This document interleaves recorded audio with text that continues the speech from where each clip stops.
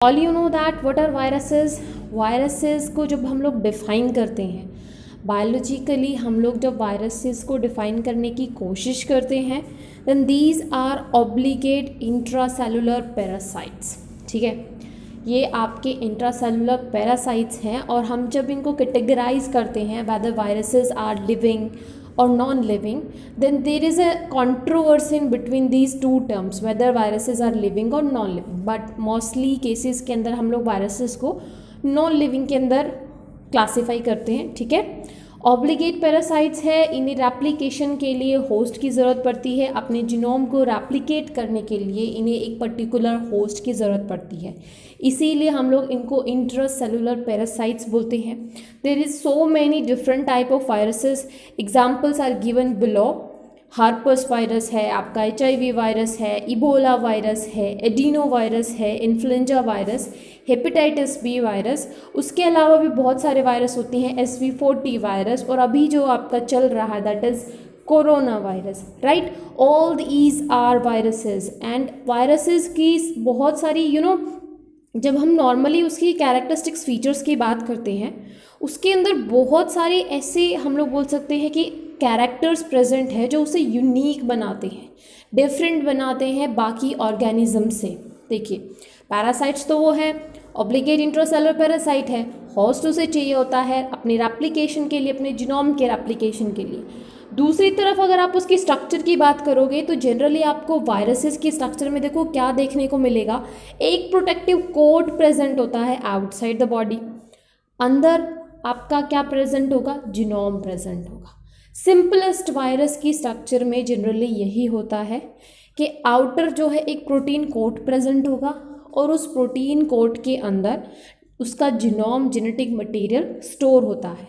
अब वायरस का जो जेनेटिक मटेरियल है वो आपका RNA भी हो सकता है और DNA भी हो सकता है। मोस्टली केसेस में आपके वायरसेस रेट्रोवायरस होते हैं, RNA उनके अंदर as a genetic material present होता है। हम लोग RNA को एज अ जेनेटिक मटेरियल यहाँ पे इसलिए भी कंसिडर कर सकते हैं क्योंकि RNA जो है वो स्टेबल होता है as compare to DNA, more stable होते हैं, right. Okay, so viruses are obligate intracellular parasite, they have extreme genetic simplicity, they have simplest structure, body structure भी उनकी बहुत ही सिंपल सी होती है, कोई कॉम्प्लेक्स बॉडी स्ट्रक्चर नहीं होती। उनके अंदर एक प्रोटीन आउटर कोट प्रेजेंट होगा, उसके सरफेस के ऊपर बहुत सारे वायरसेस ऐसे होते हैं जिनके पास सरफेस के ऊपर स्पाइक्स प्रेजेंट होते हैं जो उसको प्रोटेक्ट करते हैं, राइट। पैरासाइट है, उसे दूसरी बॉडी चाहिए, होस्ट चाहिए रेप्लिकेशन के लिए, तो प्रोटेक्शन तो ज़रूरी है ना। इंटीग्रेशन कैपेबिलिटी होती है इनके पास कि वो अपने जीनोम को होस्ट के जीनोम में इंटीग्रेट कर देते हैं ताकि वो मल्टीप्लाई हो सके, रेप्लिकेट हो सके और मल्टीपल कॉपीज़ को फॉर्म कर सके, राइट। दे कंटेन DNA और RNA as their genetic material. Replication involved assembly and reassembly. Whenever you study about the replication mechanism of these viruses, then you always see that, you always find that कि जब आप replication का process देखोगे virus के case में, वहाँ पे क्या होता है कि इनिशियल स्टेज पे आपका जो वायरस होगा अपने जीनोम को इंटीग्रेट करेगा, तो सबसे पहले उसकी डिसअसेंबली होगी, उसका रेप्लिकेशन होगा, रेप्लिकेट्स बनेंगे, एंड देन उसके बाद वापस से असेंबली होगी। असेंबली कैसे होगी, सिंपल स्ट्रक्चर की बात करी हमने, हमारे पास प्रोटीन कोट होगा, वायरस का जेनेटिक मटेरियल होगा। तो जब आप वायरस की बॉडी की फॉर्मेशन देखते हो किसी होस्ट की बॉडी के अंदर, जब वो अपना जीनोम इंटीग्रेट करता है, उसके बाद जब वायरस की बॉडी असेंबल होती है ना, तो उसमें क्या होता है कि बहुत सारे प्रोटीन्स ऐसे होंगे जो उसकी प्रोटीन कोट की फॉर्मेशन करेंगे, फिर उसका जेनेटिक मटेरियल आएगा, फिर सारे एक एक सेगमेंट की उसी असेंबली होगी, and then viral complete body बनती है। आप चाहे आपका बैक्टीरियोफाज देख लो या आप दूसरे वायरसेस देख लो, रेप्लिकेशन मैकेनिज्म आप देखोगे, आप दो पाथवे देखते हो ना, लाइटिक पाथवे, लाइसोजेनिक पाथवे, वहाँ आपको देखने को मिलेगा कि किस तरीके से आपका जो वायरल फैक्टर्स होते हैं वो किस तरीके से अपना होस्ट के अंदर अपने जेनेटिक मटेरियल को इंटीग्रेट करते हैं एंड देन अपनी मल्टीपल कॉपीज़ बनाते हैं, right. Okay, so they have a replication capability to integrate their they can integrate their genome into host, and their replication always occur by one step growth method. ठीक है, alright. तो ये तो था कुछ आपके सिंपल वायरस के बारे में कि वायरसेस किस तरीके के होते हैं, क्या उनकी मेजर कैरेक्टरिस्टिक्स फीचर्स होती हैं। ठीक है, लेकिन हम अब बात करते हैं ओन्को वायरस की। ठीक है, ओन्को वायरस क्या होते हैं? देखिए, पहले भी मैंने आपको बताया, कोई भी आपका फैक्टर जो कैंसर कॉज कर रहा है उसे हम बोलते हैं ओन्कोजन। जब हम वायरल की बात करें, वायरस की बात कर रहे हैं, तो हम लोग बोलते हैं ओन्को वायरस, बिकॉज ये जो वायरल है, ये जो वायरल फैक्टर है, ये रिस्पॉन्सिबल है कैंसर कॉज करने के लिए। ठीक है, तो डिफरेंट डिफरेंट वायरसेस होते हैं, डिफरेंट डिफरेंट उनका अफेक्ट होता है होस्ट की बॉडी के ऊपर। सम टाइम क्या होता है कि आपके वायरस आपको अफेक्ट करते हैं, कैंसर कॉज करते हैं, सम टाइम प्रॉबिलिटी ये भी होती है कि वो कैंसर कॉज नहीं कर पाएंगे, बट मोस्टली आपके केसेस में देखा जाता है कि बहुत सारे वायरल्स फैक्टर्स ऐसे होते हैं जिनकी वजह से ओन्कोजेनेसिस होता है। मीन्स आपकी normal cell to cancerous cell transformation होता है। ठीक है, उसी को तो हम लोग बोलेंगे ना ओन्कोजेनेसिस। अगर हम लोग नॉर्मल वे में बात करें, देखो नॉर्मल अगर आप बात करते हो तो ओन्कोजेनेसिस का हमारा मेजर रीज़न क्या होगा? मेजर रीज़न ओन्कोजेनेसिस का यही होता है कि जब आपकी normal cell uncontrolled growth show करने लगे, प्रोलिफरेट करने लगे हाई अमाउंट में, तो हम बोलते हैं कि हाँ, ये आपकी पर्टिकुलर सेल कैंसरस सेल में कन्वर्ट होने लगी है, या ये कैंसरस सेल में कन्वर्ट हो गई है, ट्रांसफॉर्म हो गई है।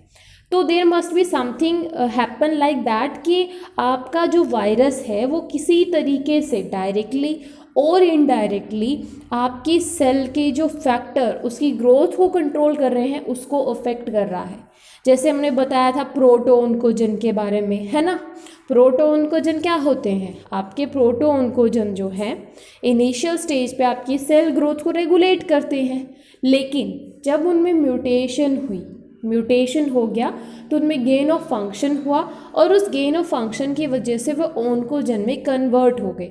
तो समटाइम क्या होता है कि जो वायरल इन्फेक्शन है, ये वायरल इन्फेक्शन आपका प्रोटोओन्कोजन को ओन्कोजन में कन्वर्ट कर देता है।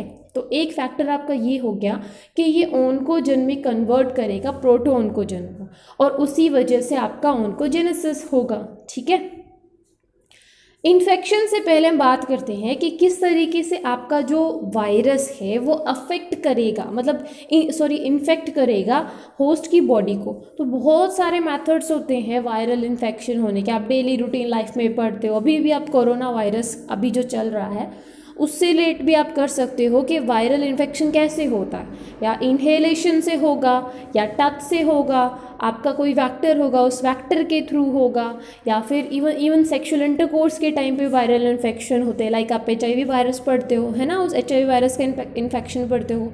फूड के थ्रू भी सम टाइम आपको इन्फेक्शन हो जाता है, इंजेक्शन आप करते हो ना, उस टाइम पे भी आपको इन्फेक्शन हो जाता है। ब्लड जब आपको ट्रांसपोर्ट हो रहा है तो उस टाइम पे भी आपको इन्फेक्शन हो गया, या इन्फेक्शन आपका कैसे भी हो सकता है, ऑरली भी आपका इन्फेक्शन हो सकता है, किसी बैक्टर के थ्रू भी इन्फेक्शन हो सकता है। तो after infecting a normal cell, normal body, normal host, virus क्या करेगा, आपके बहुत सारे फैक्टर्स हैं जिनके लिए रिस्पॉन्सिबल होता है, वो उनको ओन्कोजन में कन्वर्ट करने के लिए रिस्पॉन्सिबल होता है।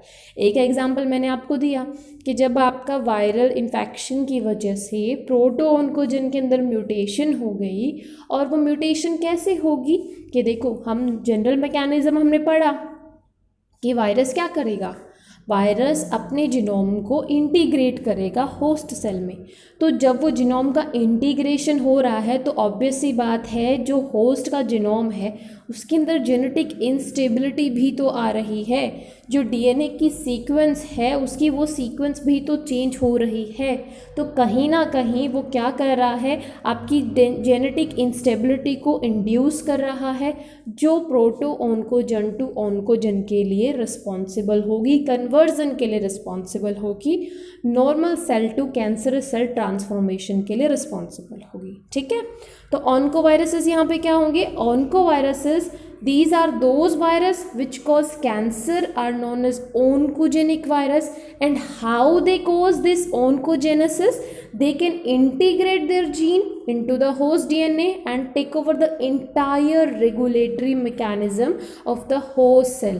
जो जनरल mechanism है आपका वायरस का, उसकी replication के लिए वो क्या होता है कि वो अपने पूरे जीन को, पूरे जीनोम को होस्ट के जीनोम के अंदर इंटीग्रेट कर लेते हैं और जो रेगुलेटरी मैकेनिज्म है उसके ऊपर क्या कर लेते हैं, टेक ओवर कर लेते हैं, right. The host cell will produce the virus genome instead of host genome and this leads uncontrolled multiplication of the host cell, that is transform cell. जो आपकी ट्रांसफॉर्म सेल्स है वही हमारी क्या है, कैंसरस सेल है. और ये ट्रांसफॉर्म सेल कब बनी, जब आपके होस्ट के जीनोम को टेक ओवर कर लिया, उसके रेगुलेटरी मैकेनिज्म को टेक ओवर कर लिया. किसने, वायरल जीनोम ने. ठीक है, ओके. अब बात आती है कि वायरल कौन कौन से कैंसर को कॉज करता है. यहाँ पे जब आप वायरल कॉजिंग कैंसर की बात करते हो, जो कैंसर आपके वायरस इन्फेक्शन की वजह से होते हैं, तो उसमें देखो आप सर्वाइकल कैंसर देखोगे, आप लिवर कैंसर देखोगे, लिम्फोमा भी कुछ हद तक आपका वायरल इंड्यूसिंग हो सकता है, लुकेमिया भी है, कापोसी सार्कोमा भी है. तो there is multiple type of cancerous which are caused by viral infection. बहुत सारे हैं, आपके पास बहुत लंबी चौड़ी लिस्ट है. आप जब आप क्लासीफाई करते हो different type of cancer causing by the viral infection, then you can classify them into 2 category on the basis of the genome that present in virus. के आपका किस टाइप का जीनोम प्रेजेंट है वायरस के अंदर, on that basis you can classify them into 2 category, whether it is DNA containing virus or whether it is RNA containing virus, right. So मैंने यहाँ पे आपको एक लिस्ट प्रोवाइड करी है, उसमें मैंने मेजर बहुत सारे डिजीज़ हैं, एक्चुअली बहुत सारे कैंसर्स हैं जो डिफरेंट वायरस की वजह से हो रहे हैं. तो मैंने यहाँ पे सिर्फ मेजर जो आपके generally exam point of view से पूछे जाते हैं, एग्ज़ाम के अंदर आपसे पूछे गए हैं प्रीवियस एग्ज़ाम में, उनकी यहाँ पे आपको एक लिस्ट प्रोवाइड की है, जिसमें मैंने डीएनए कंटेनिंग वायरसेस के एक साइड आपको लिस्ट दी है और उसमें कौन से पर्टिकुलर कैंसर उनसे कॉज हो रहे हैं वो आपको यहाँ पे लिस्ट प्रोवाइड करी है. आप इस लिस्ट को याद कर सकते हो, आपके लिए इजी होगा, क्योंकि CSIR डायरेक्ट क्वेश्चन आपसे पूछ लेता है इसके ऊपर कि भी कौन सा आपका डीएनए कंटेनिंग वायरस है और उस डीएनए कंटेनिंग वायरस से कौन सा पर्टिकुलर कैंसर आपको हो रहा है. तो यहाँ पे देखिए, जब आप डीएनए कंटेनिंग ओन्गो वायरस की बात करते हो तो यहाँ पे आपने हेपेटाइटिस बी वायरस, आपका papilloma virus, Epstein B virus आता है, एप्स्टीन बार वायरस आता है ना. और आरएनए कंटेनिंग वायरस में आप पढ़ते हो HTLV1 और सिमरन वायरस 40, जिसे हम लोग SV40 भी बोलते हैं, है ना. तो सबसे पहले आपका जो वायरस था जिसके अंदर ये आइडेंटिफाई किया गया था कि भी वायरस भी आपके कैंसर कोज करते हैं, वो आपका SV40 था. तो कौन सा पर्टिकुलर कैंसर आपको यहाँ पे हो रहा है, हेपेटाइटिस बी वायरस से आपको लिवर कैंसर होता है. याद रखना, बहुत ही छोटी सी टेबल है, आराम से अगर आप इसे याद रखोगे, C सेक्शन के अंदर जनरली इस पोर्शन से क्वेश्चन आते हैं. अगर आप इस पोर्शन को कवर करते हो, इस छोटी सी टेबल को याद करते हो, तो आप 4 नंबर के क्वेश्चन को आराम से सॉल्व कर सकते हो. तो हेपेटाइटिस बी वायरस से कौन सा कैंसर होता है, लीवर कैंसर. देखो, याद करने का सिंपल सा तरीका है, आप कोई ट्रिक अप्लाई करिए, आपको इजीली वो याद हो जाएगा. एग्जाम्पल के लिए मेरी ट्रिक ये है कि जैसे हमारी लिवर सेल है, लिवर के अंदर हिपेटोसाइट सेल्स प्रेजेंट होती है, राइट. H4 हिपेटोसाइट सेल्स और H4 hepatitis B virus. Even जब आप मैकेनिज्म भी देखोगे ना, हेपेटाइटिस बी वायरस है वो आपकी हिपेटोसाइट सेल को ही इफेक्ट करता है. तो यहाँ से आप याद कर सकते हो कि हेपेटाइटिस बी वायरस जो कि आपका एक डीएनए कंटेनिंग वायरस है, वो क्या कॉज करेगा, आपकी लिवर कैंसर कॉज करेगा. उसमें आप रिलेट कर सकते हो H4 hepatitis, H4 hepatocyte cell. ठीक है, ओके. पैपिलोमा वायरस आपको सर्वाइकल कैंसर कोज करेगा.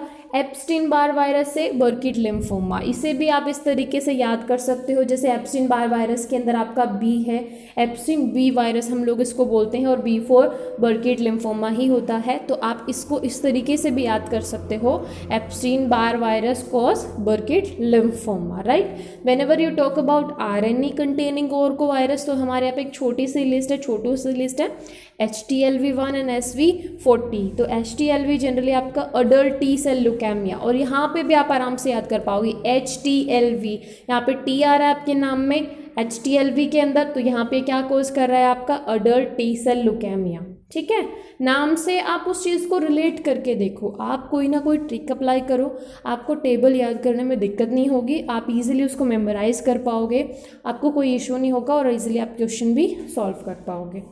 SV40 non Hodgkin lymphoma, okay. So आप इस लिस्ट को याद कर लीजिए, आपको ये बहुत हेल्पफुल होने वाली है। I hope you understand this topic, that is oncovirus, and if you guys have any confusion, any doubt regarding this lesson, then you can ask me in the comment section. Thank you so much.